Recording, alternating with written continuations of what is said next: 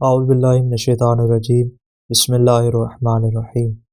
اگر ہم حدیث معصومین کی جانب رجوع کریں تو ہمیں سوائے 2 یا 3 حدیث کے علاوہ کوئی اور حدیث میتھی کے فوائد و ثمرات کے متعلق نہیں ملتی۔ البتہ جن 2 یا 3 احادیث میں اس کے متعلق بیان کیا گیا ہے ان کے اندر ہی اس کی اہمیت کو حد سے زیادہ واضح کیا گیا ہے اور اس کے متعلق بہت زیادہ تاکید کی، گویا کہ ان احادیث کے ذریعے ہم اس کی اہمیت اور افادیت کو معلوم کر سکتے ہیں۔ حضرت رسول خدا صلی اللہ علیہ وسلم ارشاد فرماتے ہیں کہ میتھی کے ذریعے اپنی بیماری کو دور کرو۔ اگر میری امت یہ بات جان لے کہ میتھی میں کیا راز پوشیدہ ہے تو اس کو دوا کے طور پر استعمال کرے، چاہے وہ ان کو سونے کے وزن کے برابر ہی کیوں نہ خریدنی پڑے۔ پس اس حدیث سے معلوم ہوتا ہے کہ جس طرح بازار کے اندر سونا گراں بہا ہوتا ہے، ویسے ہی ادویات میں میتھی کی حیثیت بھی بیش بہا ہونے سے کم نہیں۔